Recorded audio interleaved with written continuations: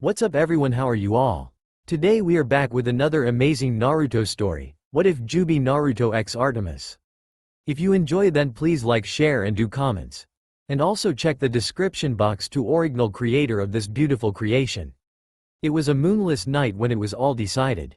The sky that night was dark and haunting, the winds too, were chilly that night as it blew by gently in the darkness. It was also very quiet. Too quiet since there are commonly crickets chirping in the crisp night air, with the vigilant owls hunting in the sky as they hunted for their prey. In a secluded area of the elemental nations, there exists a forest, one that was overflowing with animals and plant life as stories encircles the forest. Every story about the forestry all mention the same thing, a deity. The deity that is continuously mentioned in the old stories and legends is a fox. One with 10 flowing tails and a golden coat. It is mentioned as a kind being, one who was a protector to those that sought for his help, but also a trickster like all foxes are to some degree. The forest itself is next to a small village. It might be a small one, but it was a happy one nonetheless. The people there had partaken to build a shrine dedicated to the deity fox, offering it many things, and praying to the fox for small wishes of protection and blessings. The wishes that the villagers made were granted since no harm has ever truly plagued them, and times were peaceful and blissful for them as they continued on with their everyday lives, with farmers bringing home bountiful harvests every fall. Everything that they've learned in the village have passed down generations and generations without fail. Every generation have believed the same old stories that have passed down without fail from their ancestors, and took praying and offerings very seriously since it had always protected them, and they want the generations after them to gain the same protection they had always gotten. Furthermore, they would often spot a golden blur from time to time, and were reassured that the deity was real, and he was truly there to protect them. However, if someone were to ask the fox deity for his opinion about the way life was for him, he would reply that it is utterly boring and highly unsatisfying. Foxes are mischievous and trouble creatures by nature. Doing nothing exciting is utterly unfitting of a creature of his species, deity or not. As of now, our fox deity is presently patrolling in a circle as the foggy haze wrapped the forest in its cold embrace. If someone were to try to see through the foggy haze, all they would be able to make out would be the large fox-like figure that was muttering incoherently to itself as it traces a pattern in the ground from his constant pacing. He paused in his pacing. It's so boring. The fox deity moaned to himself in misery as he stretched out the last, and most of all, important word that described his current condition. After getting that phrase out, he went silent as he stretched and yawned for the world to hear. He sat down on his haunches and pondered to himself. What should I do? What should I do? Life is boring, especially a mortal life. He deadpanned to himself. If someone were to see a fox talking to themselves, they would think that they were mental. Actually, anybody that sees a person talking to themselves would be considered mental, regardless. But he can't help it if he talks to himself. It is a long habit that he developed due to boredom and loneliness. He heaved a sigh as he lay down with his paw, supporting his face. Living here so long, knowing everything that could be learned, what can a person do anyways? After a little digging in his mind, a light bulb went off as his face morphed into something that would immediately put a person on guard due to the sheer evilness it showed. He started to chuckle softly at first, before it turned into a full-blown evil laughter. Mwahaha. Based on the old Juubi's memories, there's unlimited amounts of worlds in the universe. I can go to one of them and relieve myself of my boredom before returning to my post. His voice was dark as he fell into a bout of insanity for a moment before dragging himself out of it. He picked at the ground as he declared, I am not an Uzumaki if I do not cause chaos. I am not Naruto if it isn't pandemic disorder. I can finally put my supplies and knowledge to use after all of these millenniums of doing nothing. I swear it on the Uzumaki name that it will be the best thing ever, for us of course. The aliens on the receiving end is in for a world of despair. The now named Uzumaki Naruto grinned a shit-eating grin as he prepared the materials needed to place an anchor here, and go to another world. Now, a bit of bio on Uzumaki Naruto. Name: Uzumaki Naruto, also known as Namikaze Naruto when he was still human. Birth date: October 10th. Occupation: former ninja, now a deity, not as interesting as it seems, really. Life info: formerly the Kyuubi Jinchuriki. During the Fourth Shinobi War, to save the world, he personally sealed the Juubi into himself. But, by some kami goddamn luck, instead of him dying, he had actually took over the Juubi's mind and learned everything it knew and became the new Juubi. He then proceeded to kick Madara's ass. He outlived everybody, which devastated him when they all died. But he persevered through it all, knowing they wanted him happy, not mourning over their deaths. He spread peace, become a legend, and learned all he could. Size. Very, very big. About twice as big as the Kyuubi. But he wouldn't want to squish anybody, would he? Gender. AUAL. He is technically a UAL now as a chakra being, but he preferred his old human form at times, but will be a girl for certain circumstances if it's for his benefit.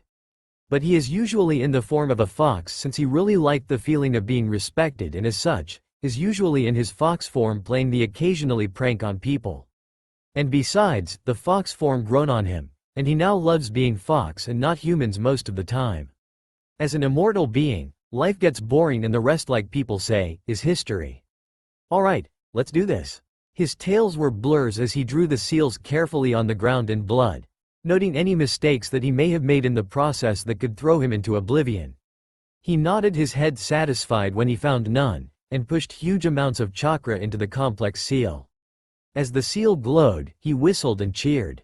Watch it, worlds, the world's most unpredictable being is coming with chaos following his tails. Sayonara my world, I'm leaving things in your care. He directed the clone he left for insurance as the clone gave his a fox version of a salute and he disappeared from the world for now. He might come back later, but then again, he might decide to have some more fun somewhere else, but that is a story for another day. He mumbled to himself as he picked his chosen world. So many choices, so little time. Oh, who am I kidding? I have all the time I need. His tails waved lazily as he poked the diagrams of optional worlds he could go to. Let's see. Blood-sucking vampires that sparkles, and werewolves that are sane. Something the very definition of oddness. A world inhabited by ponies and uses, some pony. I do believe I want a world a bit more, human inhabited? Ranma, poor guy, sounds like ramen. He pitied the guy who had girls chasing him left and right, all because of one guy, his stupid dad. He gazed trailed by another Earth and he smirked. Gods? Of course. Monsters? Why not? Demigods? The gods sure have been busy. I would love to play with them. Bet they have sticks up their asses. His laughter sent down chills throughout all the worlds, and they all felt relief for a second, all except one world, his chosen world, who all felt dread pooling in their minds. Why do I feel so relieved, as if we are just saved from a disaster? I feel like something is up, but not the Titans coming back, dread? The fates. The three old grannies suddenly paused in whatever they were doing. The future? New prophecies? They are all changing, becoming chaotic. What is going on? What is coming now? The three thought in confusion. On Mount Olympus, Zeus frowned. For some reason, Zeus felt like slamming his head into the nearest wall and sigh loudly. He feels that a huge headache is coming, both literal and non-literal. He mulled silently to himself as he sat on his throne, thinking about what may happen in the future, and he heaves a sigh. I really hate being the king now with all of this shit happening. He heaved a sigh. Why does it have to be me? He asked out loud, and of course, no one answered him since no one was there. Somewhere else, in the middle of his mailing, Hermes suddenly felt like bouncing around in joy. His pranking radar was going off at lightning speeds. He grins to himself. His two snakes coil and shifted, looking left and right, up and down for any signs of disturbance. There were none. Seems like something fun and unexpected will be happening soon, and I may as well gain a pranking partner at the same time. He sang happily and he set off, continuing his job, whistling a happy tune as he goes about with his mailing. A small vortex opened to show one Uzumaki Naruto as he landed undetected from the gods in a small wooded area. He nodded his head, satisfied as he trotted toward a rather large tree, and fell asleep in one of its branches in preparation for tomorrow.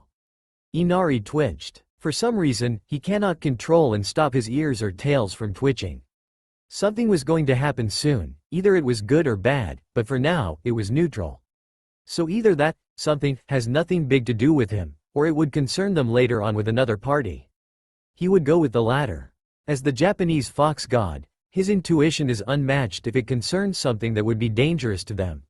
Foxes are tricky creatures that uses their wit and cunningness to outmaneuver opponents, so while he can say he isn't the strongest, he is definitely the smartest and slyest. Oh, well, whatever that is about to happen has nothing to do with him, unless otherwise. Next morning, Naruto's eyes snapped open as he gazed at the unfamiliar surroundings before the memories from the day before rushed into his mind. Oh, that's right. He went world hopping in hopes of relieving his ultimate boredom. Was he sane when he made the decision? Oh, who cares, fun is fun. He sat down and entered his meditation state as he felt the world's natural energy. It felt slightly off, like being in a genjutsu. This world is odd. The majority of the high powers seems to be concentrated in one area.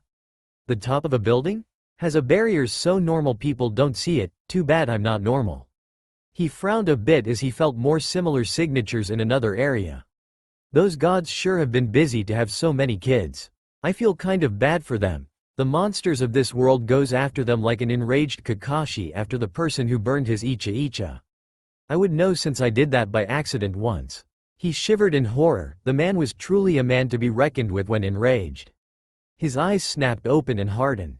Who cares about the matters in this world? I'm just the visitor that will cause some trouble to them. But the first place to start is the building.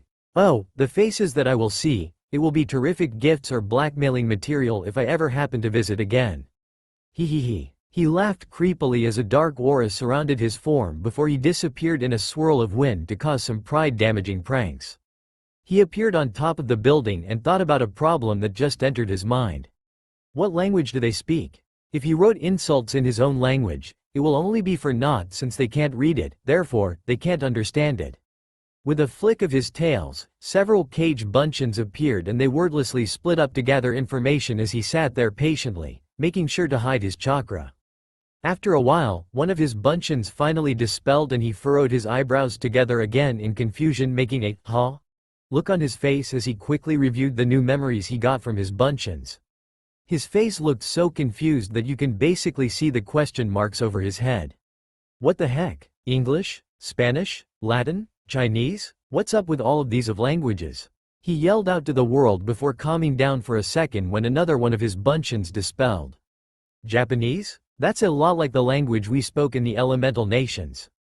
But still, what's up with this world and these cultures, languages and everything?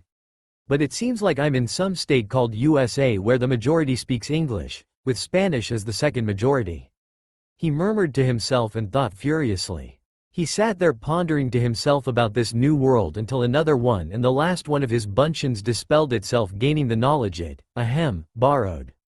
His eyes lit up and a light bulb went off in his head when he received the information. It seems like this buncheon decided to prey on a demigod, learning about the gods here and their language. Yes, perfect, what better ways to tell them insults in their own language? He should also use his acquired knowledge of the other languages and write insults in those too, just to piss them off even more. Kuku. OMP. He slapped a tail over his mouth. Nah, no way is he going to be like Orochimaru. That guy was a sick pedophile that loves little boys. It is definitely true with how he went after Sasuke's body. No way is he going to be any way like him. But that aside, it's time to get going, and he let out another evil laugh which sent chills down the gods' backs. What the heck was that? They each asked themselves as they looked over their shoulders, looking for whatever that disturbed them. Naruto stood in front of a grand room that was crystal clean and oh, so grand. He wiped a tear that came to his eyes. It has been so long since he found something so crystal and important, so he could defile like he did to the Hokage mountain all of those years ago. This is his art. He shook his head to clear his mind. Now is not the time to think about the old times. He can submerge himself in his memories later. A wicked gleam came to his eyes. So perfect, so clean. I just want to piss them off by dissing them off through my art of pain and humiliation. Pranking. Cage buncheon. And he made hundreds of them before unsealing all colors of his paint.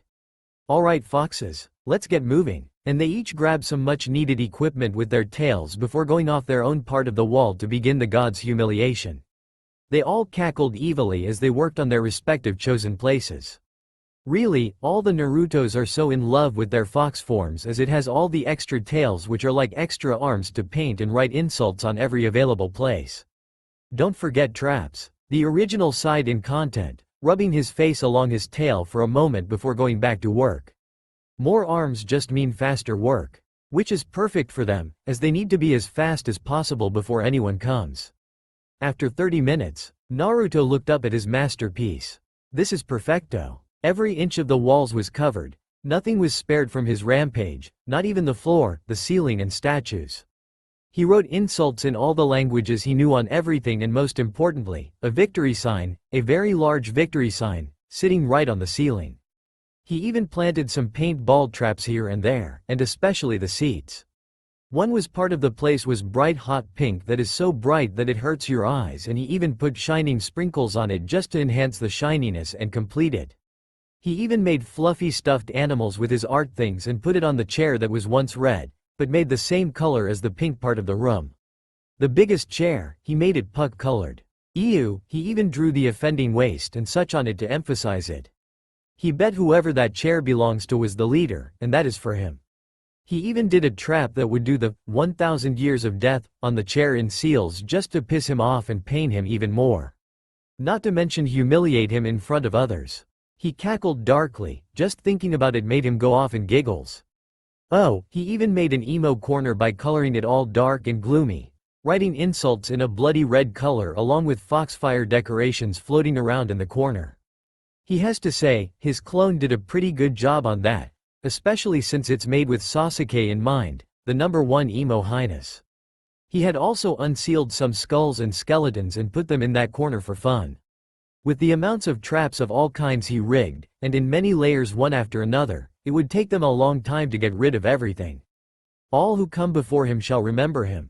Oh well, I'm done till the time to go, he said, giving himself pats on the back for a work well done, and smirking in comprehension on their reactions.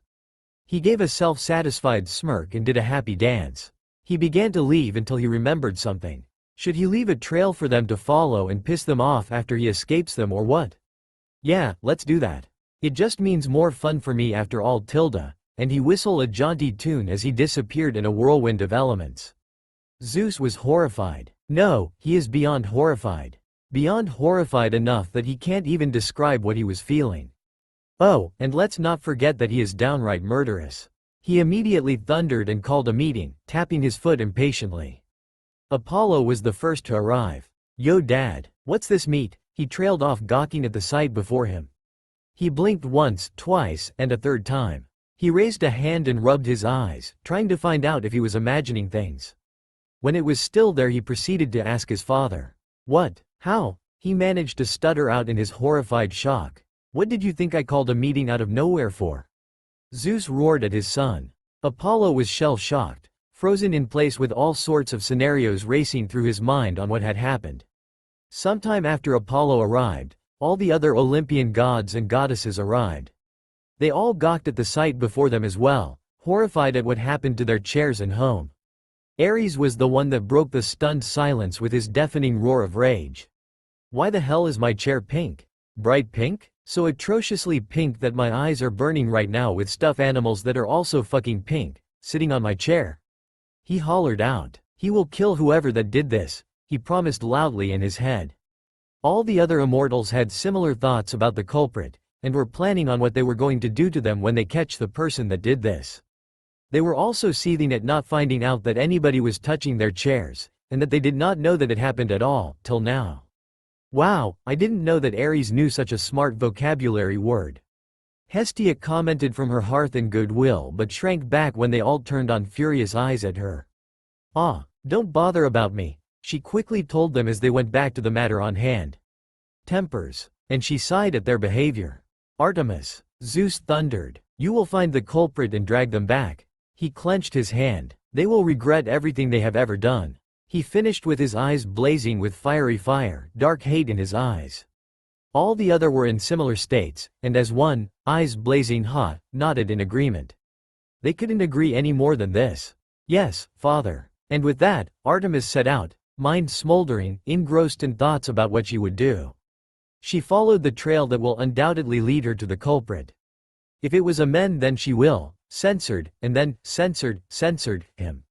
She nodded in her mind determinedly and followed the faint trail. Meanwhile in the underworld, Hades was laughing his butt off, which was very unlike him but he can't help it.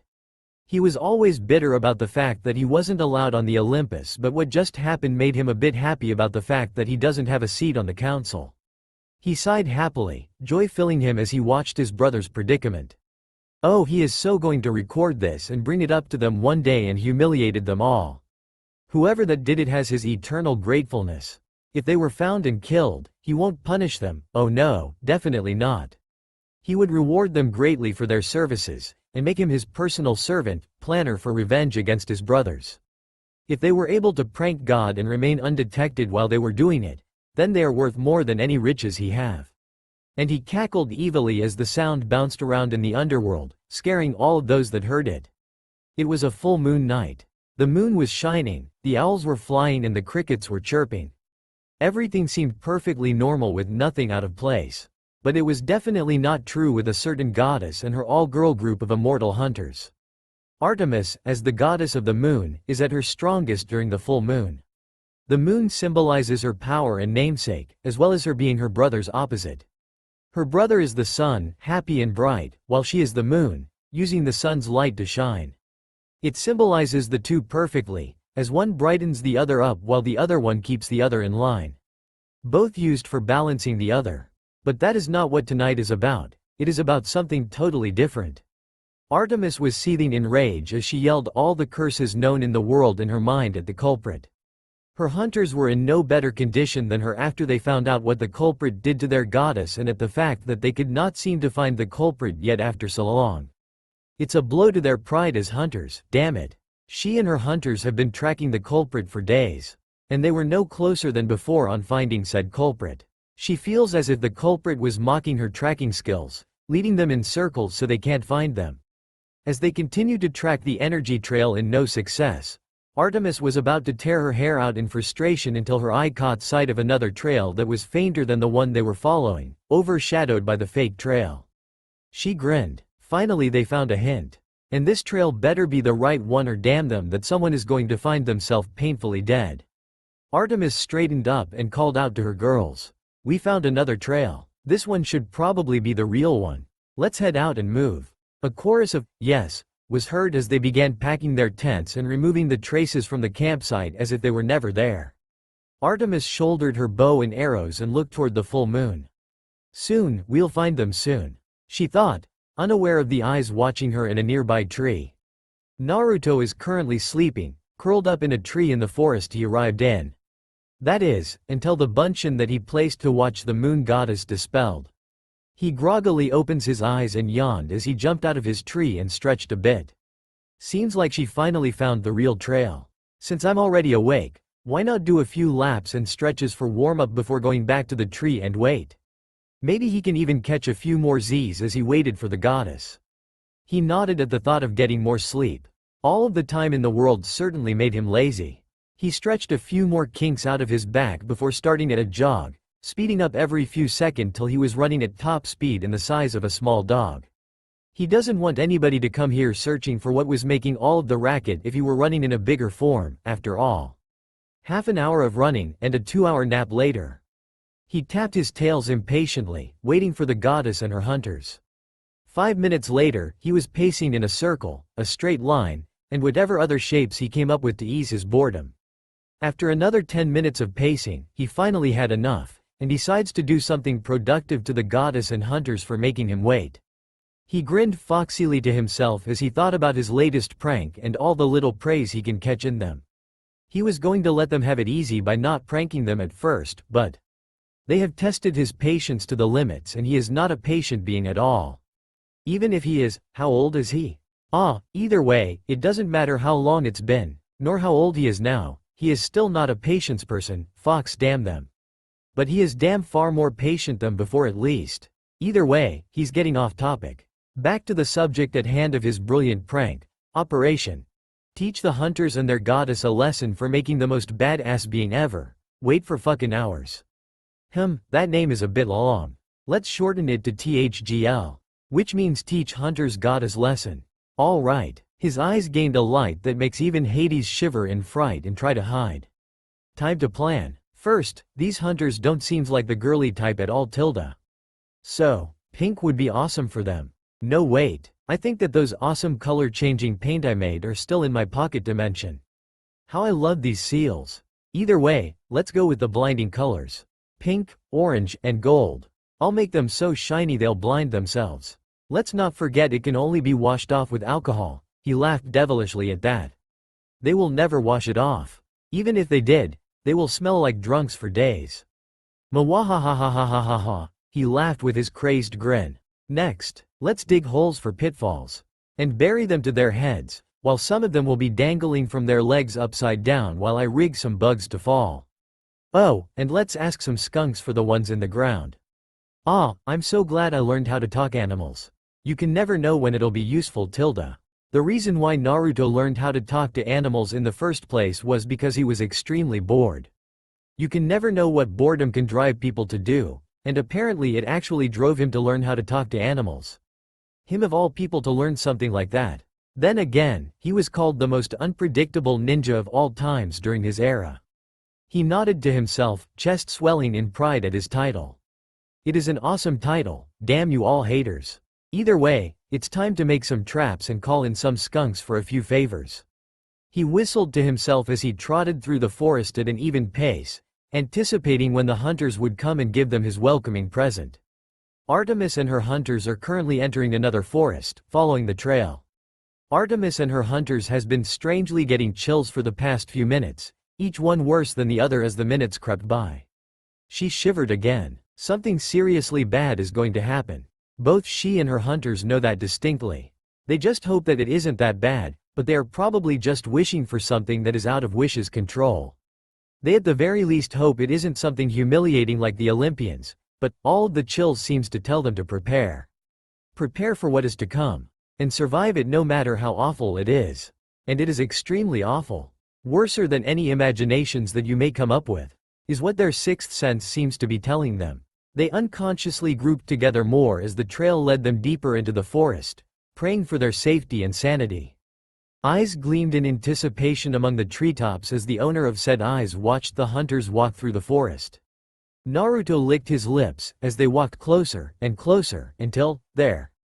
Kya, what the, my lady? Naruto mentally high-fived himself and patted his back for a trap well done. Now, for the bugs and skunks, he gave a mental command for the skunks to come to duty and for the bugs to start raining.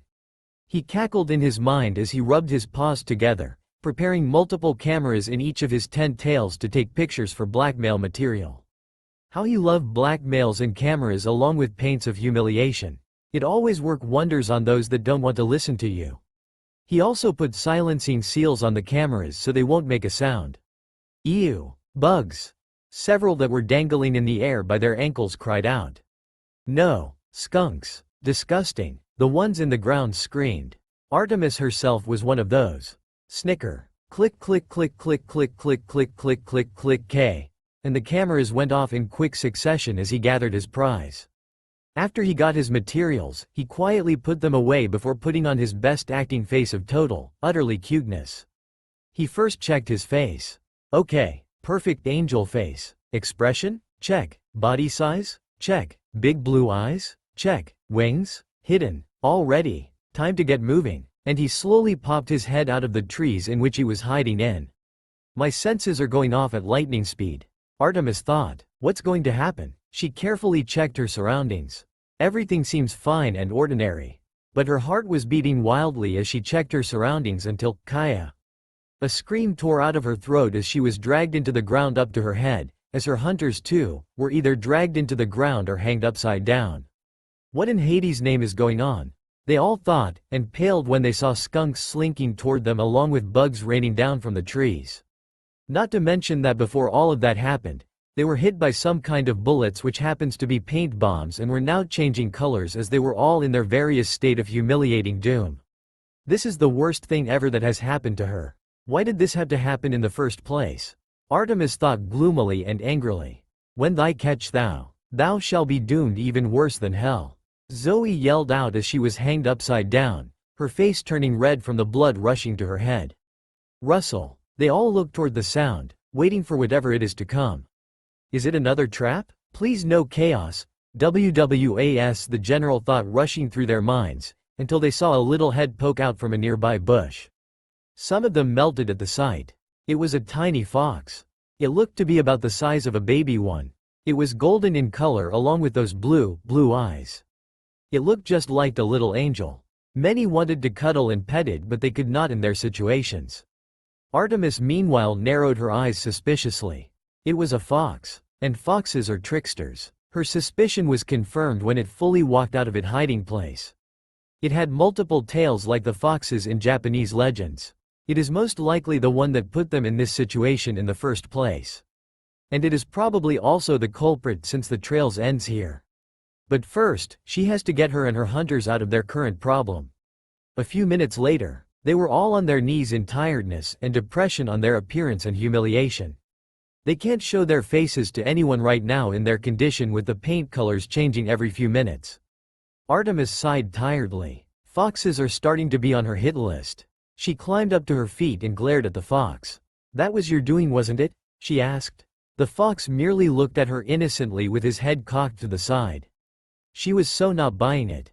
First you have multiple tails while normal ones only have one, next, you were hiding here all along, and the most important thing that Japanese folk tales often portrays about foxes is that they are tricksters. She told him with her hand on her head, rubbing it. She is now getting a huge headache. She looked toward the sky. How she hates her job and life right now and hope that no one sees her condition right now. "Yo Artemis, little sis." Two voices called out happily from behind her. She froze. Darn, she cursed herself by thinking about. She robotically turned her head around, sweating bullets hoping she was wrong. They really were here. She sank to her knees in depression, humiliation and resignation. Why gods why? She asked herself. What the heck happened to you guys? Hermes asked her, and Apollo nodded in agreement. Artemis merely pointed at the fox, no longer having the energy to talk. She wanted to die. How bad is her day going to be? She cried mentally. Apollo walked over to the fox with Hermes behind him and picked up the fox. "This little guy? Are you sure, Artie? I mean, besides the tails which are unusual, he looks totally innocent." Apollo exclaimed. The fox suddenly gained a glint in his eyes that Hermes recognized immediately, as he himself had that glint quite often, but he was not fast enough to dodge what the fox planned for them. Thus, both were dripping with paint that was rainbow-colored a few seconds later. "See what I told you too?" Artemis scolded in an accusing tone. She was right, damn them. Apollo and Hermes were speechless. Where did the fox get the paint bombs from anyways, and why them too? What did they ever do to him and his species? Even though he looks really cute and innocent, he sure is the devil himself. Apollo popped a vein. How dare this little guy do this to me? He's going down, he thought before he tried to strangle him, but was stopped by Artemis. "Why did you stop me?" he whined to his sister. Artemis finally gained the strength to get up and folded her arms together and told him her reason of stopping him, because this fox is probably the culprit that did a makeover on Mount Olympus and made us go in circles before springing that trap on us. We should be bringing him to Father now so that he can decide what to do to this fox. And I think this fox has something to do with the Japanese, as they often have folk lords of foxes, and don't they have a fox god, Inari I think? Artemis asked them. So you're saying this might be a pet of the fox god? At this, Naruto popped a vein. He was no one's pet, damn him, and proceeded to scratch out Apollo's face before getting away and hid himself somewhere where they can't find him, but he could spy on them. Either way, Naruto got some interesting information. He hummed quietly to himself in the shadows. Naruto was furious. No, he was beyond furious. How dare that lowlife of a god, note sarcasm, call him out of all the forsaken immortals in the dimension someone's pet? He is nobody's pet, never been and never will. Oh, how that person is going to be doomed. He shall be doomed in the worst possible way imagined for someone like him. He began cackling evilly again, like he always does when he was going to destroy someone's precious things. For example, for someone like Kakashi, destroying Icha Icha is the worst possible doom for him besides banning Icha Icha. He would fall into depression and kill whoever did it. He did it once and managed to get away with his life. Besides, it was an accident. But it doesn't mean he likes Icha Icha. He will never like it. He shall never become a pervert. no matter what. It was his ultimate promise that had yet to be broken yet, and he is not planning to, as he shall never become another Jiraiya.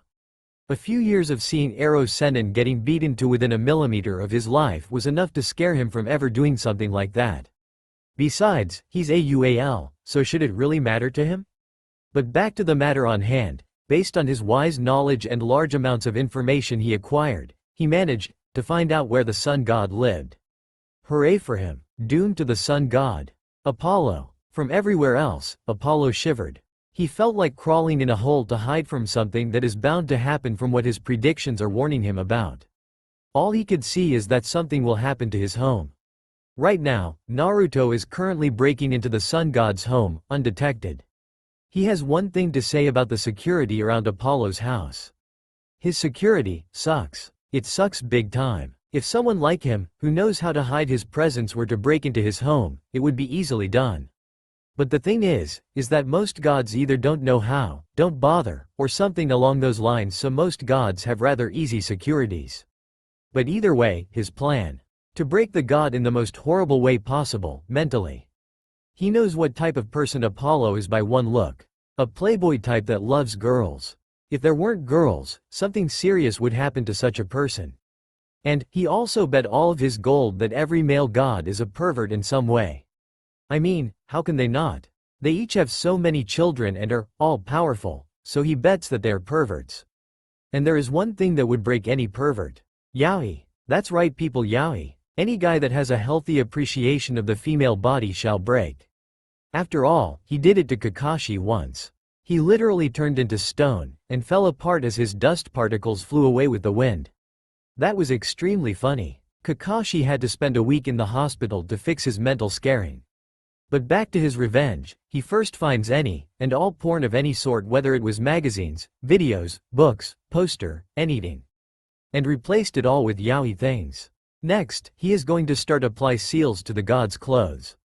The seals that he is going to use is especially custom-made seals that shall doom any pervert of any kind. A short explanation of what the seal does. First of all, he is going to program it a certain way. The seal is used to attract certain things, be it people, animals, or some random object. A playboy god such as Apollo will definitely like to go after beautiful women and woo them. He has the looks, so it will go successfully most times. This seals does the opposite. First, Apollo loves women. Beautiful ones. So he is going to program that in the part that repels things. So, if Apollo wants to try to go after girls, they will go away and won't be attracted to him. But it will attract gays and old, ugly women towards him. Kekekekekekekek. This shall be his worst nightmare. He even made a genjutsu that will show him the worst possible things in the world, and he shall die. Die. From mental trauma. MWHAHAHAHAHAHA. This is his revenge. All WHO piss him off shall be TRAUMANIZED. And live with it for the rest of their lives. And since this is an immortal, then he shall have it for the rest of eternity. How kind is he not to leave such a kind gift for the sun god? Right? Right? Yeah, right. All who knows him will definitely shake their heads furiously as they chant, no. Over and over again. One such person is of course, Kakashi. Either way, he is now finished with his revenge. All he has to do right now is to plant cameras all over the place, and then he shall be truly done, with evidence, blackmail, and laughing materials on the sun god. Doomed to all WHO pisses off Uzumaki Naruto. But first, he needs to get out of here before he is found out. And with a poof of smoke, he poof out of the god's home and back to the forest he landed in, cackling wickedly all the while as he waits impatiently for the sun god to go home. Apollo tiptoed to his door slowly, eyes raking over his door and front mat to make sure nothing was planned on it. He cautiously placed a foot down on his doormat to test it. He let out a relieved sigh when nothing happened yet. Oh, he knows that something will happen to him, but he will take it like a man. But still, a piece of his mind still wonders if he can back out of this and never go in. But damn it, he has a pride, you know. He will take anything that is coming at him like a man. So he squared his shoulders and warily opened his door and walked in. Nothing seems wrong with his home? Everything is in place like how he left it. He let out the breath that he was holding as he walks toward his bed. Seems like he was just overly worried since nothing has happened. Ah, and he let out the scream of the century. He fell to the floor, clutching his balls and butt where a pole was currently sticking out. He has just sat down on his bed when this happened to him. Why, oh why, ahem. It seems that Naruto forgot to explain about this part of the prank of his. The pole is for pain, while what happened to Apollo's balls was merely extra pain. He made a little thing that takes direct aim at someone's balls and attacks it. He names it the Nutcracker.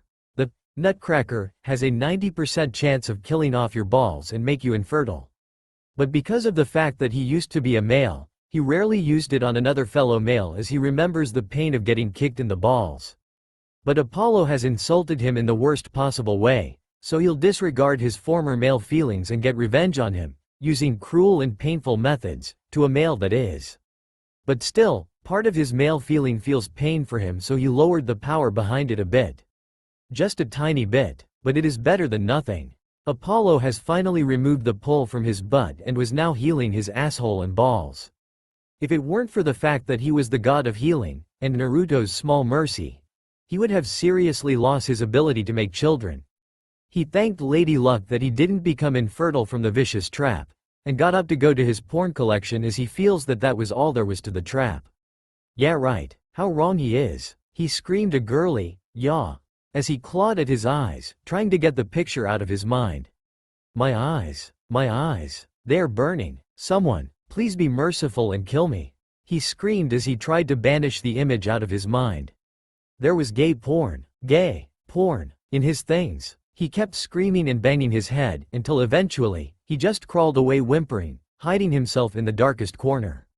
Naruto is dying. He is dying from the laughter that is shaking his whole body as he witnesses what is going on with the sun god. He eventually stopped his laughter enough that he could breathe. Oh, my Kami-sama. That was hilarious. I did not expect it to work that well, but then again, I did place a genjutsu on that box of his to make him see himself fucking another god. That must have killed his mind. Oh, how evil I am, he exclaimed as he wipes the tears that were leaking out of his eyes. Oh good old days, how he misses pulling pranks such as these. He should have done this a long time ago. Now, time to go find another target tilde. Zeus was getting impatient. He had called a meeting a while ago and every Olympian has assembled besides Apollo. Where in Hades' name is his son? He even sent Hermes to go get him. Now all he is doing is waiting for the god of messenger to come back. Ah, he's back. Where's Apollo? He asks Hermes with raised eyebrows when he didn't see Apollo with him. Hermes looked around awkwardly before steadying himself and answering Zeus. I don't really know. When I found him, he was muttering in the darkest corner of his house, asking me to kill him, begging. I think something happened to him like what happened to Artemis and he is in no condition to do anything. Someone needs to take over his morning job for the moment as he is basically insane right now. He finished as he stole a quick glance at the moon goddess. She was scowling as she was still in her paint-splattered state from before. No matter what Artemis did, she could not wash off the paint. Right now, she is extremely moody and ready to kill anybody who rises her ire. She would find and kill the fox no matter what. The Olympians all around were in an awkward silence as they digested the information. Great, why is this happening to us in the first place? Aphrodite decided to ask, was the answer, as no one knows why they were being humiliated. Zeus sighs tiredly before giving out an order to Hermes. Go find the Japanese gods about this as they have a fox god and maybe they can help out. Hermes nodded in agreement. I should probably go warn my son too, just in case, to be beware of multi-tailed foxes. And then he left as Zeus adjourned the meeting. Luke was confused. Beware of multi-tailed foxes? Why? He doesn't understand the warning that his father gave him, but he will remember it as he was planning to leave and go somewhere else. His mother was going more and more wacko and he certainly does not want to be anywhere near her right now. He just finished packing his bags quickly and quietly ran out of his home. He will survive and find a place where he will fit in. Although Luke resolved that he would survive and find the place where he will fit in, he may die before that even happens. Maybe he had been a bit hasty when he decided to leave, maybe even a bit stupid, because right now, he is being chased by a cyclops. He cursed, calling himself stupid for not asking for a weapon from his father before he left. If he had, then maybe he would have stood a fighting chance and not get eaten by the stupid monster. Why, oh why, was he born a demigod? It would have been so much easier if he had been normal, but fate has a fickle way of doing things. Ack! He quickly dodged to the right and rolled forward a bit before running into a side path. He kept running till the Cyclops finally caught him on his leg and tripped him forward, his face planting into the ground. Yuck! Dirt! Now he has no choice but to at least try to fight. There is no way he is going down without a fight. And so, he found the nearest thing that could serve as a weapon and prepared himself. What he didn't notice was the pair of eyes watching from within the shadows above. Watching and gauging his worthiness, as well as analyzing everything about him. He, little demigod. Be a good boy and be eaten for lunch, and the Cyclops lunged at Luke as he dodged. He kept dodging and dodging until he got tired, which resulted him slowing down and getting slammed back into a wall. Luke struggled to his feet as the Cyclops looked at him amusedly before lunging again, this time, truly intending on finishing him off. Luke closed his eyes, waiting for the unavertible death and pain. When nothing happened, he opened his eyes to witness a shocking scene. The Cyclops was restrained by several tails? At least he thinks they are. One of the tails speared through the monster as well, so it was disintegrating into sand right now. After that, the particles were scattered to make it harder for him to reform. When Luke found out just what had saved him, he narrowed his eyes. It was a fox, a multi-tailed one that his father warned him to be careful of. He stiffened when it used one of its tails to grab him off the ground and go to who knows where. This kid is stubborn and paranoid, but for a good reason. If he had monsters chasing him left and right, he would be like this too. Except he already went through that, but instead of monsters, it was S-class missing nins who were 1,000 more times scarier and stronger than those little monsters. Honestly, what do these gods teach their children these days? Even academy students can probably beat them, those who are serious ninjas, and these are children of gods. Gods. But seriously, how long is this kid going to stare at me? Can't he even give me a thanks for saving him? And he also made my schedule take a serious leap. He was supposed to prank Hermes today. And based on this kid's energy feel, he's his kid too. Sigh, how long is this going to continue? Grueled Tilda. Luke blushed, his blasted stomach. Oh, seems like this kid's hungry. Food time. Naruto took out his special food scroll and began looking for ramen. It is special because he can seal just one of each type of food in there, and it makes them limitless.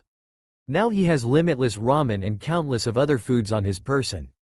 Ah, found it. He unsealed 2 bowls of ramen along with chopsticks, which was a huge shock to Luke. A fox. A fox. That actually summons food from nowhere? Where in the heck did he get that from? Naruto extended one tail with one of the ramen bowls on it along with chopsticks to the demigod. Luke looked at him suspiciously before taking the bowl and not eating before Naruto himself taken a bite. He was having trouble holding the chopsticks since he never used them before, which was earning him amused looks and laughter from the weird fox. He gritted his teeth together and glared at the fox, daring him to continue laughing. But to his dismays, it only made the laughing fox laugh even harder than before and was rolling on the ground. Damn the fox to Tartarus. He tried even harder to use the chopsticks but was clearly unsuccessful since he has never used them before. Eventually Naruto stopped laughing and taught him how to use it, with his tails as pretend fingers. After eating several bowls of different flavors, Luke was fully content with his belly and knows that the fox has no intention of killing him. He means, why would the fox save him in the first place? Not so he can eat him like many other monsters, since it seems like the fox has an unlimited food supply.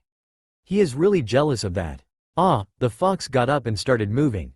He is going to decide. Is he going to follow the fox, which equals food and maybe protection, or is he going on the move alone again and risks getting eaten and killed? The first one definitely sounds more appealing, so he strived to follow the fox to wherever he is going. As Luke followed, Naruto looked back and sighed, giving the demigod the "why are you following me" look. Because it's better off with me going with you than myself. He huffed. Naruto rolled his eyes and sighed. Since this kid's Hermes, why not show him a bit of his plan? So he summoned his scroll and handed it over to Luke. Luke looked at him curiously before opening it up. The more he read, the bigger his eyes became, and the lower his jaws dropped. After he finished, he felt a bit faint, but also very devious. He wondered if he could join too, since he wanted revenge on his father and this was perfect. With gleaming eyes, he tore his eyes from the scroll and grinned widely at the fox and asked, "Can I join? I want in on this for revenge against my dad." Naruto's eyes widened a tiny bit, small enough to be unnoticed, before going into a full-out shit-eating grin. He roped in the son of the god he was going to prank. How lucky. Deciding to brighten the boy's mind, he unsealed his God Pranks collection photos and showed it to the boy. Luke looked at the fox questionably again before taking the stacks of photos and looking at them. "Oh, my God," was the only thing that Luke's over-fried and dumbfounded brain could process. His hands started shaking. He had the proof of the god's humiliation right in his hands. And he excitedly looked through each one, his face becoming redder and redder until he burst out laughing. He laughed so hard and so long that he felt like he was laughing up a gut. When he finally calmed down enough, he asked the fox, "Can I keep the photos?" He asked with a look of hope on his face which was destroyed instantly when the fox shook his head, "No." Luke pouted, "Meanie," but handed back the photos to him either way. Naruto decided to write a little message in the air. "When we prank your father, then you can take a few photos." Luke blurted out the first question that flew into his mind at the announcement. "How did you do that?" Naruto merely whistled innocently before walking away, Luke following him on his heels, whining to him over and over again saying, "Tell me." A house in the air. Fitting for a god like him, the two guess. Luke was amazed. How did the fox find this place? At least he knew why the gods were scared of him now. Just thinking about it is making him laugh, but he held it in. After all, they are trying to prank a god. His father no less, and he doesn't want to be found out before they even did anything. And with that, Naruto grabbed him and shunshined themselves into the god's manor to begin Hermes' destruction. In the mansion. It was big like they thought, with things here and there in a very disorganized fashion. There were all sort of random stuff piled together and they both nodded. That is probably the stolen goods pile of junks. As fellow thieves, well, more like a thief and ninja, they understand the need to steal.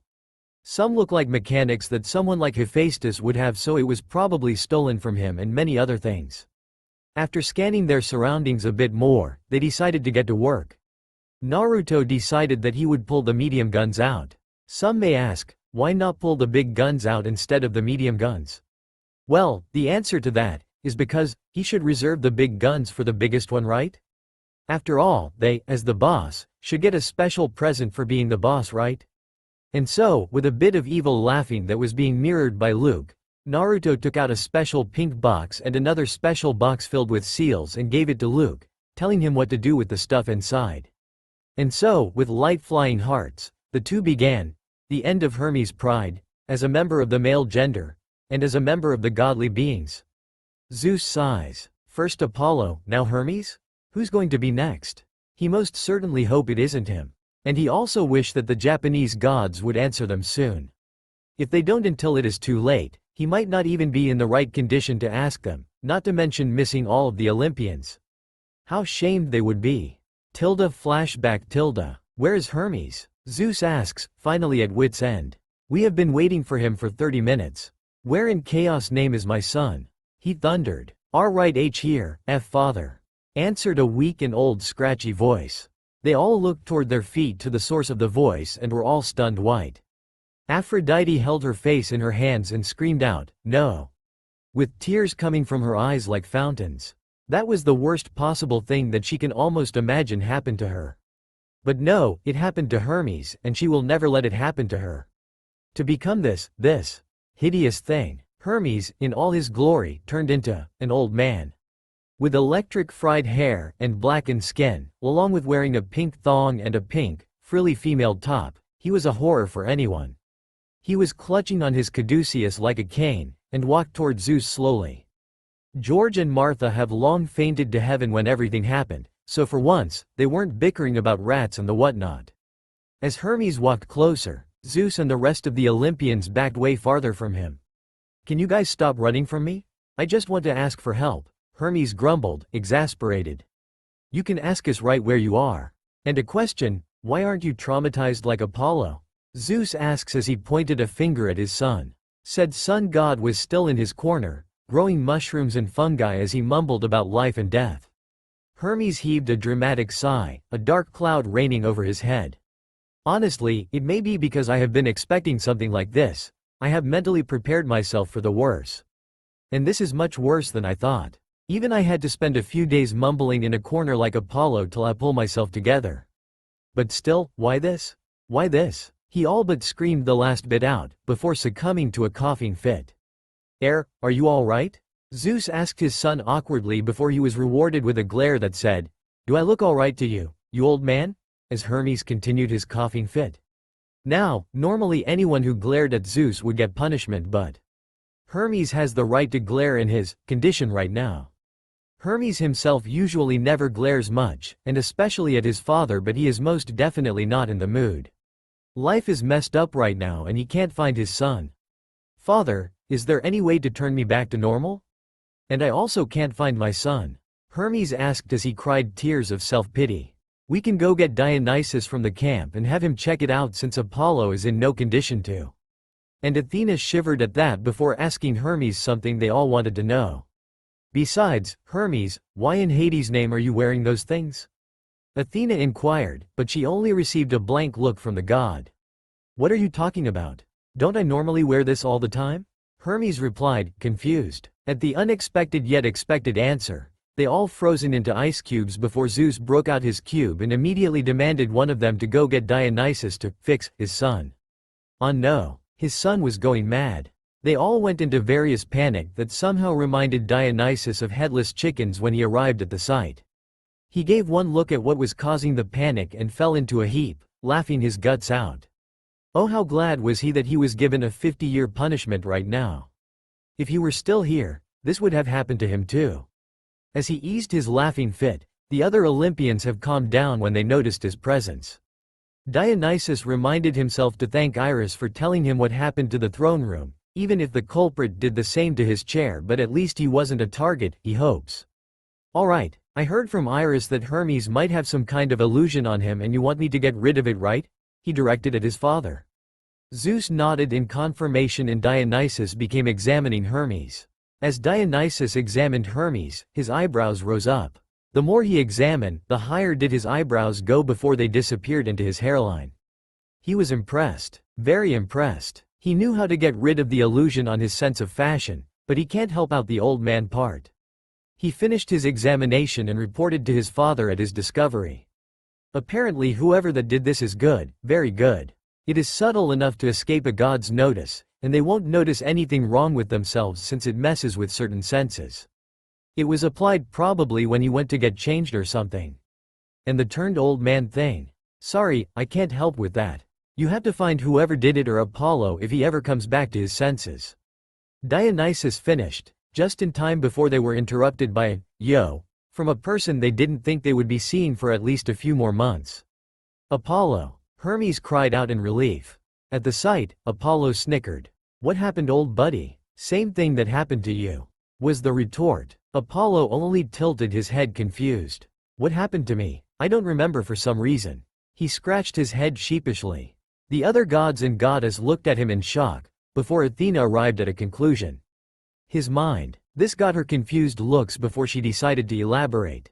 Sometimes when a mind receives a huge shock, it would try to erase the memory by burrowing it deep in his consciousness so it could never be found. It is a way the mind protects itself, and it seems like that is what Apollo's mind did after what happened to him. Apollo rubbed his chin. "So something really bad happened to me and my mind erased it so I will never remember it. Okay, I'm fine with not knowing. Sometimes it is better not knowing, especially since my mind took all the trouble to bury it." Apollo finished with a casual shrug. "Can you revert whatever happened to me?" Hermes asks his old friend hopefully. "Yeah, sure, let's go." And they too teleported away, leaving Athena to gasps. "I can't find my daughter," she yelled out. Didn't Hermes said something about not finding his son either? Ares asks Athena, but was interrupted when Hermes came back for a quick message. "I think my son has something to do with the prank in my house since I could detect a faint presence from him. So just saying, I think he is in league with the fox right now, and maybe your daughter too now." He finished and quickly left again. The others, at the thought of a child of the wisdom goddess allying with the fox, all let out despaired wails. The fox was already devilish and hellishly smart, so what would happen with an added Athena child and a Hermes demigod? Wait, my daughter is gone too. Zeus wailed out. At the sentence, all the other gods and goddesses began to scramble to check on their sons and daughters, making sure they don't meet the devil fox. Flashback end. Now, they were all taking watch on the camp, and their backs too. But the good thing was that the Japanese gods have finally answered and will come in about a week. Let's hope the rest of them can survive the week, shall we? Luke was laughing. He was laughing so hard that he could have sworn he was laughing up a lung. Talia, another demigod that they picked up, was also laughing beside him, almost dying from the lack of air, while the last member of the demigod group was looking horrified at the TV that Naruto conjured up from who knows where. Annabeth, the last demigod they had found and the youngest among them all, did not want to die. Pranking gods was a definite one-way ticket to Hades, and she can't believe that they actually have the guts to do it. And she can't believe that she followed them as well when she knew somewhere in the back of her mind that those two were insane and inane. But a tiny piece of her also wants to laugh long and hard like the two beside her, but she doesn't want to bring on the wrath of the gods down on her. When Talia calmed down enough from her laughing, she decided to ask the culprits, "What did you two exactly do?" She asks, emphasizing on do. Luke, with his chest puffed up in pride, began to explain what they did exactly. Flashback. What does these seals, as you call them, do? Luke asks his mentor as he applied it on mirrors, doors and anything around that is a part of the house. He had decided that the fox was his mentor without permission since he, at least he thinks it's a he, is so knowledgeable about breaking into people's homes and trapping plus pranking. The reply he got was a manual thrown at his head which he promptly dodged and began to read. He was in awe. How was he supposed to know that those pieces of paper were so awesome? All it had was some random scribbles on it to him, but this said that the ones he were applying were illusion types and the other one an electric type.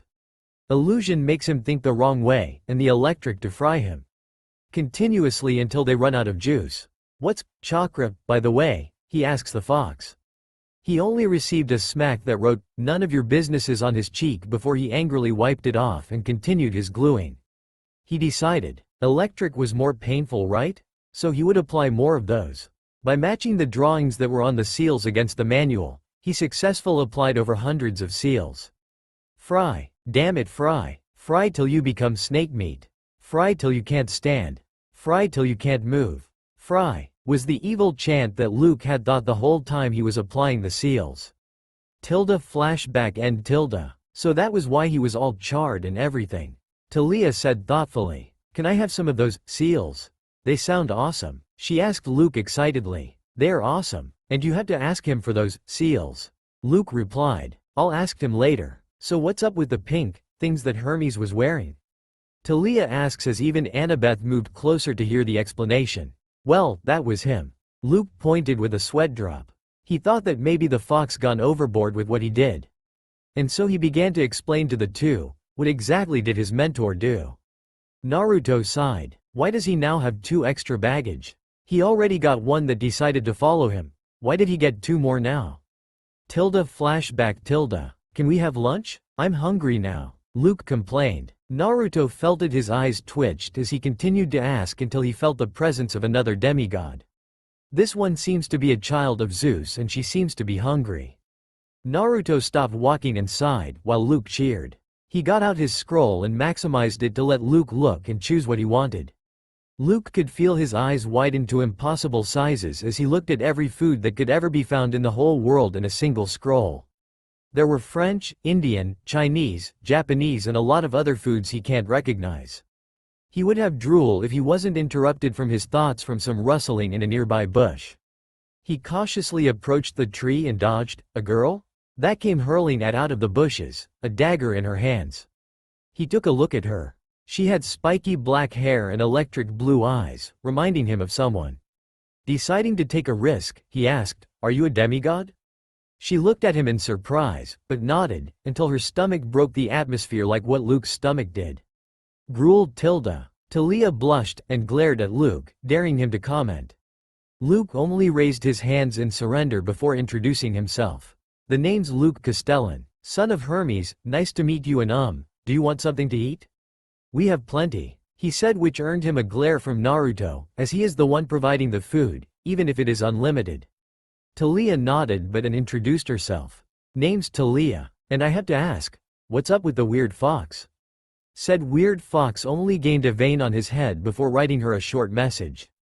This weird fox here is your food ticket, which only got him a small, okay, from the punk little girl. She was quickly introduced to the grand scroll of unlimited food, and ate till she almost burst. With a happy stomach, she quickly joined the little group without permission. Flashback end tilde. Naruto sighed. Annabeth joined in a similar fashion except the fact that she was being attacked, and the two, like idiots, randomly charged the monsters and he had to save their butts, again. But now that he think about it, why does he still have the son of Hermes following him? Shouldn't it be around time for the kiddo to leave him and go find the camp of theirs? Sigh, maybe he should do them all a favor and just bring the kiddos to the camp and leave before the gods find him. Nodding his head at the thought, he gathered up the three and put them on his back before running toward the direction of the camp. The sooner he has them off his back, the better. So next destination, Camp Half-Blood. Wow, it's so foggy right now. Luke commented from Naruto's back. Yeah, what's up with this stupid mist? I can't see a thing at all. Talia complained while Naruto mentally rolled his eyes at her. That's the point, so that no one will see them, and if they did, it is only trouble for him. He even personally condensed the water in the area so that it will hide their scents and figures so no one can see him approach the camp and drop the three kiddos off quietly. Mr. Fox? Where are you taking us? Annabeth, the ever-so-smart demigod of the three, asks.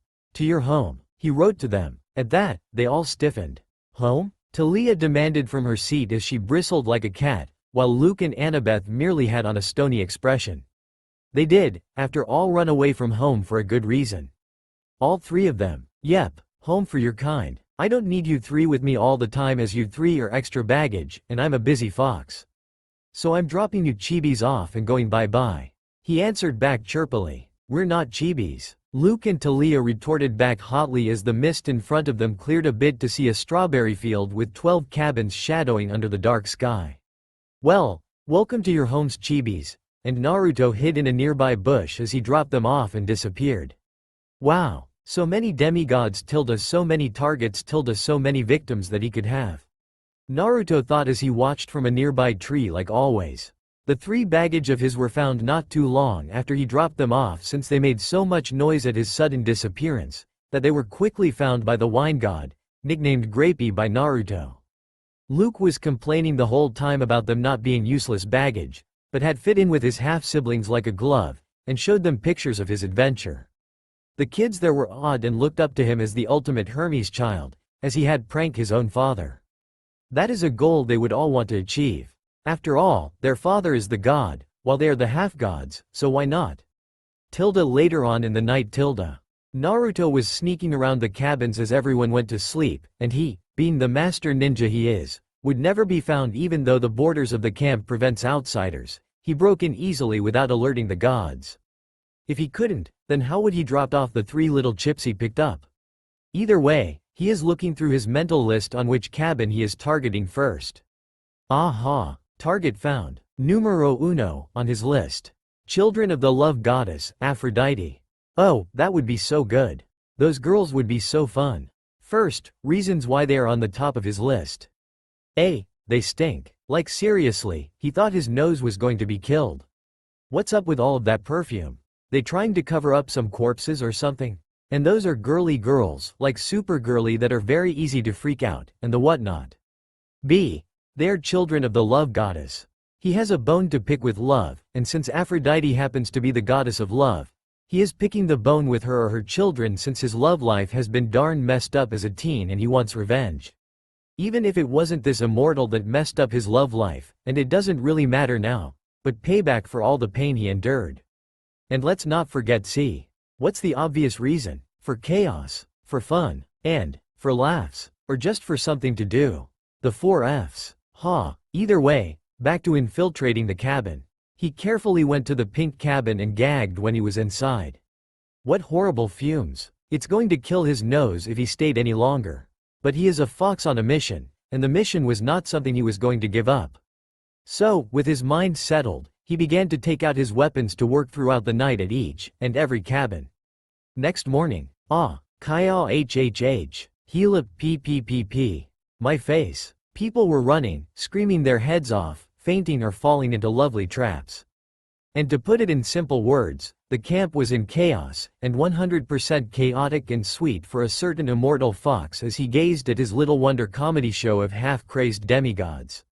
He idly wondered in the back of his mind how long would someone send an SOS message to the other gods. But then again, when they come, he has the perfect thing planned for them. Aphrodite's cabin. The Aphrodite cabin was in a mess. Well, just a mess was an understatement, as someone can just walk in there, and never recognize it again for what it was, and never want to go in it again, unless they were secretly a masochist and want to suffer feminine fury right now from half-crazed demigoddesses who certainly aren't in their right minds. The reason why they were screaming like pigs and bailing their eyes out is right in front of them, the visitors from the ocean, Mr. Octopus, Mrs. Octopus, and Mrs. Squid. The visitors from the seas, how kind of them to visit. Their welcoming present to the demigods were special order octopus, squid black ink makeup straight on their faces the second they woke up. It is a special pre-ordered product that you can't just get from anywhere. It is especially healthy for the skin, and makes it pearly and smoothly white. Note sarcasm. Anybody who orders the product will definitely get a girlfriend. Not to mention that the floor was soaking oil for some reason and people were sliding all across the floor and banging into things as they tried to dodge ink sprays unsuccessfully.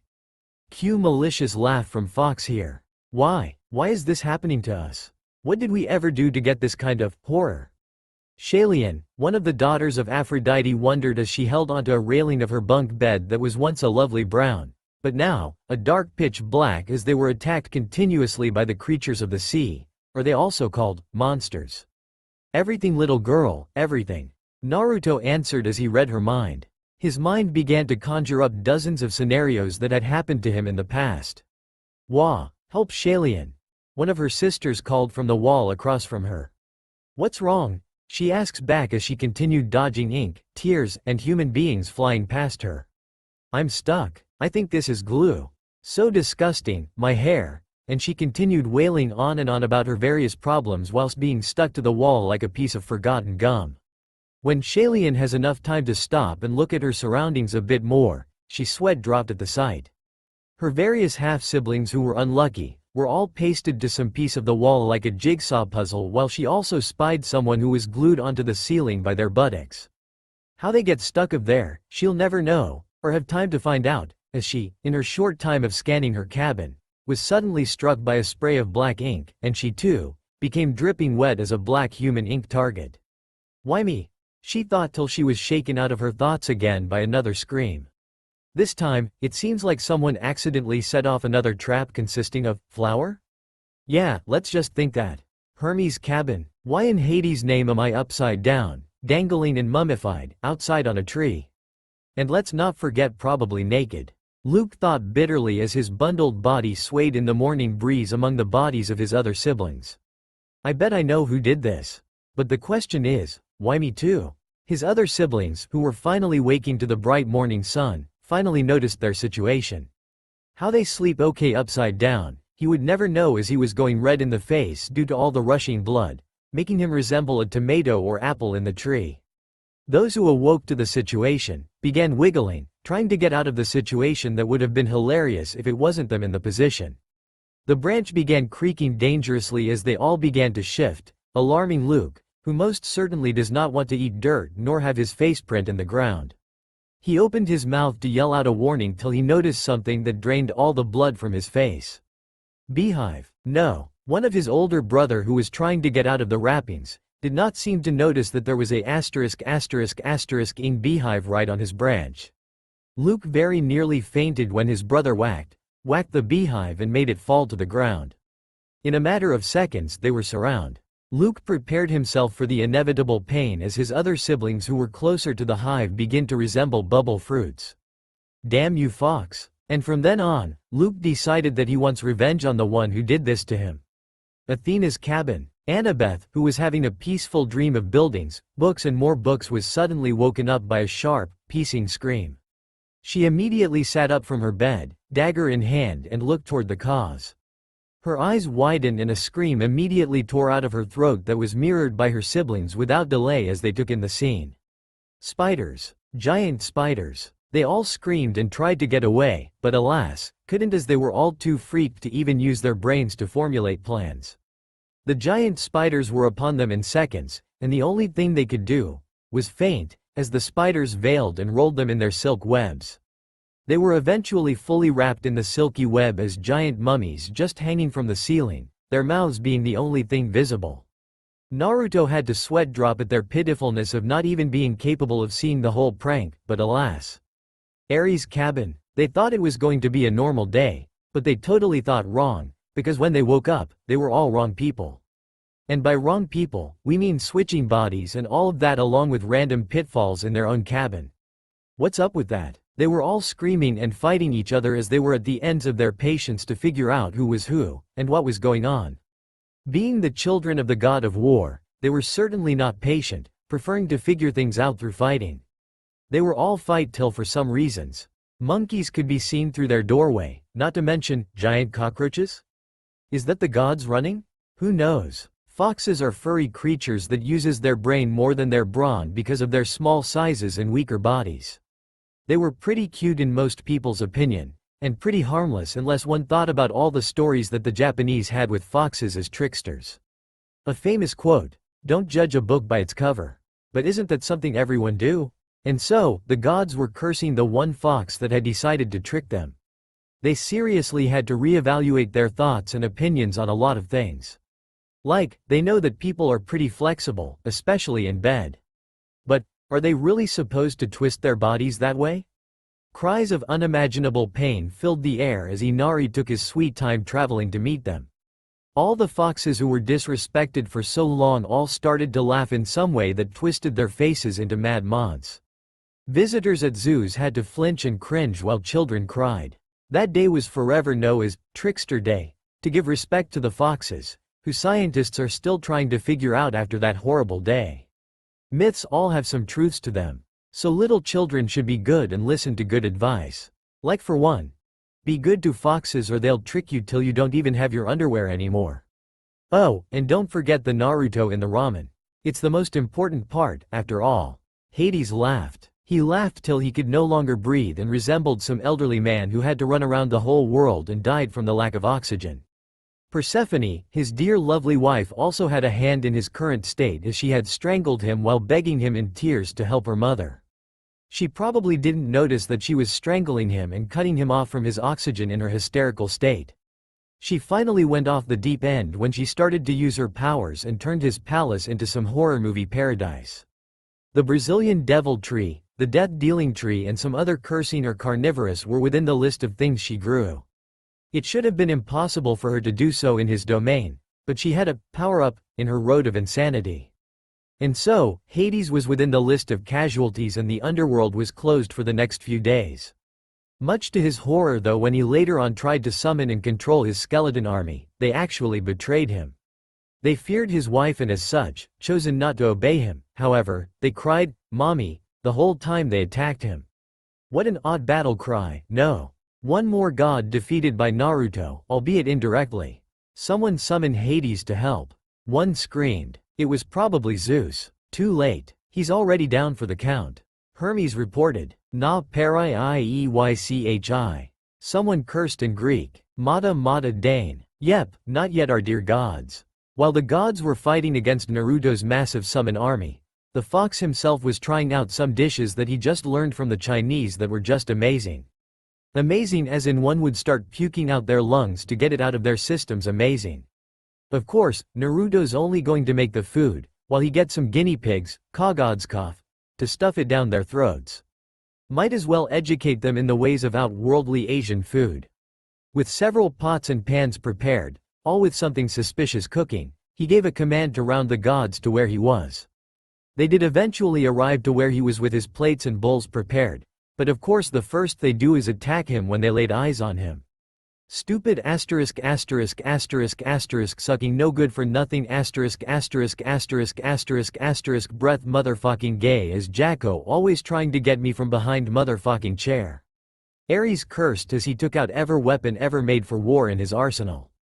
Asterisk asterisk asterisk gain asterisk asterisk asterisk asterisk mother asterisk asterisk asterisk in bitch asterisk asterisk asterisk asterisk asterisk son asterisk asterisk asterisk hash hash hash hash asterisk asterisk asterisk asterisk asterisk asterisk dollar hash hash asterisk asterisk asterisk asterisk asterisk asterisk I'm asterisk asterisk asterisk asterisk asterisk asterisk asterisk asterisk asterisk asterisk asterisk asterisk asterisk asterisk hash dollar hash percent asterisk asterisk asterisk asterisk asterisk asterisk asterisk asterisk asterisk asterisk cook asterisk asterisk asterisk asterisk asterisk asterisk asterisk mother of a asterisk asterisk asterisk asterisk asterisk asterisk hash percent carrot hash asterisk carrot asterisk asterisk asterisk asterisk asterisk asterisk asterisk asterisk asterisk a asterisk asterisk asterisk asterisk asterisk asterisk asterisk asterisk t asterisk carrot and asterisk carrot asterisk asterisk asterisk asterisk asterisk asterisk asterisk.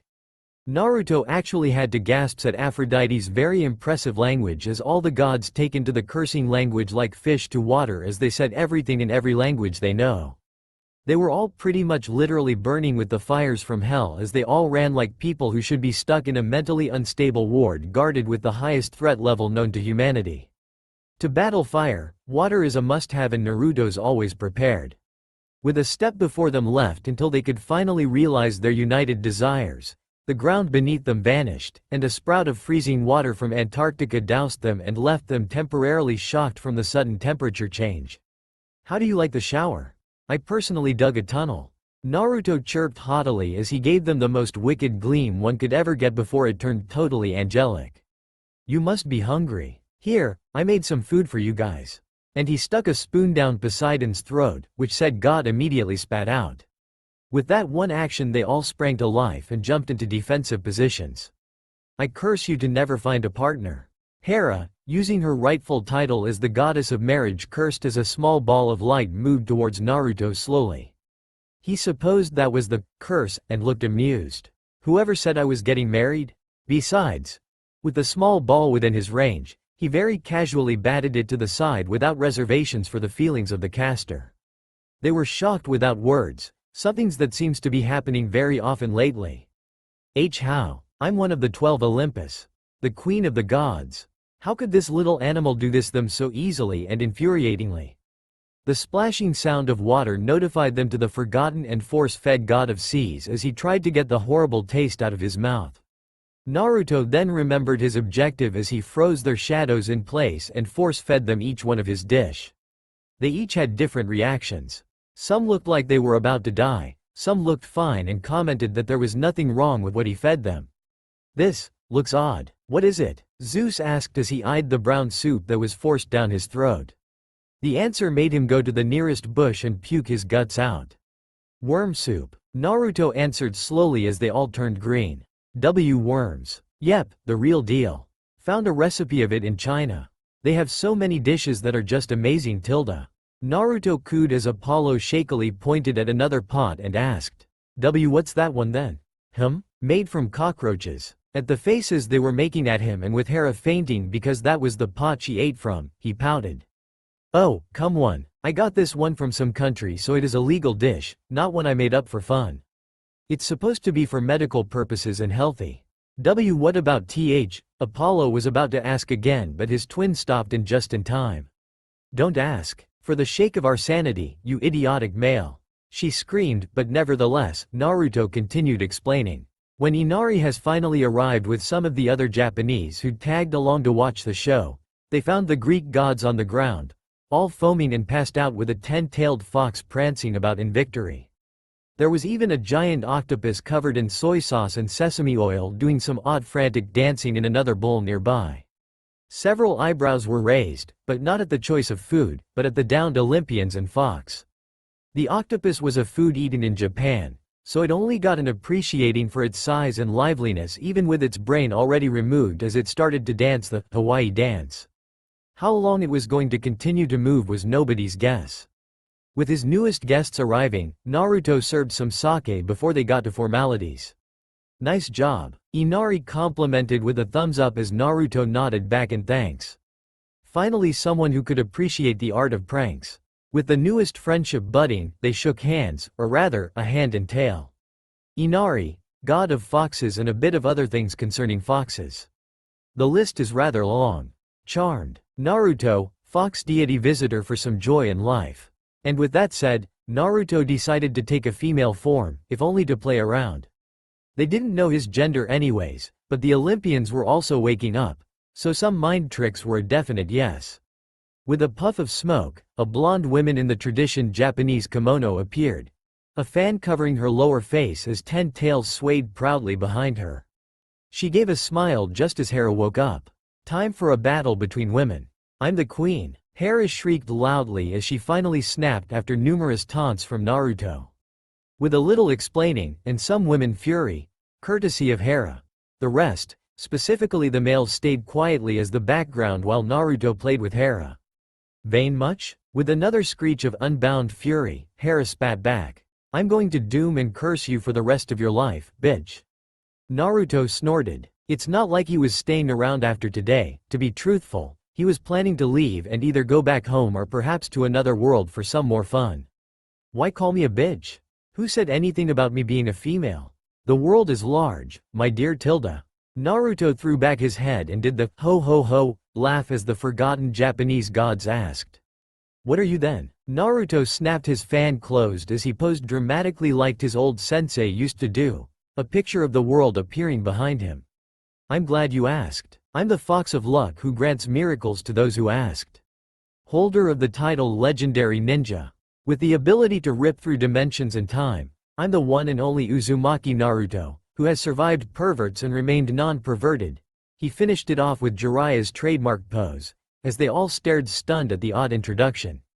Air, ripping through time and space? Inari raised an eyebrow in question as Naruto puffed out his chest and remarked. Most of it was true, some was complete bullshit, and some needs to be tested. They nearly fell, but with their last remaining dignity as gods, they stayed upright. One part of the introduction immediately caught Artemis' interest. Perverts? Naruto nodded sagely as he folded his arms under his breasts, drawing attention to them as the kimono he wore began to slip off his right shoulder. I was always surrounded and trained by perverts. You don't know how hard they tried to convert me. My teacher was even a self-proclaimed super pervert and wrote Icha Icha Paradise. Icha Icha Paradise? Since Naruto's home language was almost identical to the Japanese language here, the Asian gods had to ask about the title. What it sounds like, purely perverted novel, but I have copies of all the books in honor of him. Naru shrugged and threw one to Inari, who eventually became a giggling idiot and begged him for the rest of the series. But back to the matter at hand, they tried many things to get back at him for all the pain he caused. The end result was a transgender mermaid, Zeus, a featherless turkey, Poseidon, a famous porn star that is a man, Artemis, less, as Sai would once always say, Apollo, who cried Naruto AC. Some of the gods ran before anything happened to them, or they didn't join in. Dionysus, because he was crazy enough and drunk at the time, taking the chance to drink some wine while his father was preoccupied. Well then, I've overextended my stay. Time for me to go. Adios Tilda? Naruto blew them a kiss and Luke barged in just at that moment. Wait, I still haven't gotten my revenge on you. Luke yelled as Naruto opened a portal. He was given an owlish face. Well, you can't, unless it hasn't been clear enough. I'm not from this dimension, and I'm just too awesome for you. He turned back into a male as he winked. Besides that, I'm not a woman either Tilda, it's a hobby. Luke puffed up in anger as he yelled the most ridiculous thing Naruto has heard all day. Then I'll become the god of dimension traveling and find you and get my payback. He stomped childishly and Naruto laughed. He laughed until tears came from his eyes. Gee, good one, kid. But still impossible. Do you know how many dimensions there are? There are infinite numbers of worlds, and even if you did find my world, you have to find the correct universe. Why? Luke was no longer angry, he was curious. There are parallel copies of each world and you have to find the exact one, which isn't going to be easy since there are just so many. I'm just one of many possibilities. Perhaps I'll see you again when you're all bones. And with a flashy exit, he was gone with a pale white Luke who was seriously rethinking his plans. Unlimited amount of worlds, with parallel copies for every different choices. Gods, help him. The gods only gave him sad looks. It was impossible. And they want nothing to do with the nutcase. Naruto, once again back as a fox, hummed a tune as he took a leisure walk. Now then, should I go home, or should I play some more? He thought about it to himself before shrugging. Meh, I have all the time in the world, so who cares? THSTA all for now. If you enjoy then please like, share and do comments.